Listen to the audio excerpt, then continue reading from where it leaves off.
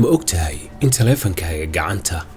kan gacantaada ku jira uu si fudud u noqon karo mid fashiliya wax kasta oo ku qarsoon sawir kasta cod kasta fariin kasta waa la arki karaa adigoon dareemin Pegasus waa software sirdoon oo halis ah oo ay samaysay shirkad Israa'iili ah oo lagu magacaabo NSO Group waxaana lagu jabsan karaa telefoonada iPhone-ka iyo Android-ka waxa uu si toos ah u helayaa xogtaada oo idil sida fariimaha gaarka wicitaanadaada emailiskaaga iyo meesha aad joogto inkastoo ay sheegtay shirkadda leh in loo adeegsado la dagaalanka dambiilayaasha haddana si khaldan ayaa loo adeegsaday sidee buu u shaqeeyaa Pegasus uma baahna inaad linki gujiso ama taabato waxa telefoonkaaga la geli karaa adigoon ogeyn iyadoo loo marayo zero click exploits oo ah in adoon waxba samayn la geli karo ama linki taaban telefoonkaaga tusaale in laga soo waco WhatsApp ama SMS aadan xitaa furin ayaa lagu geli karaa telefoonkaaga markuu software-kan gudaha u galo telefoonkaaga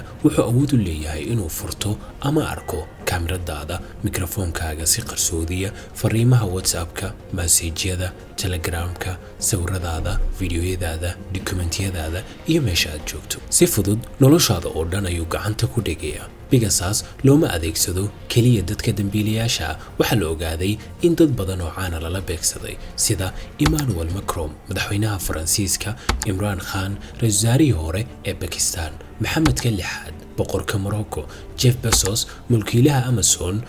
Jamal Khashoggi wariye la dilay 2018 oo u dhashay Sacuudiga taasoo la sheegay inay dishay dawladda Sacuudiga sidoo kale boqolaal suxufiyiin ah qareena ah siyaasiyiin iyo dad xuquuqda bini'aadanimada u dooda ayaa lagu basaasay waxaa la sheegay in hay'adda sirdoonka Yuhuudda ee Mossad ay aad u isticmaalaan software-kan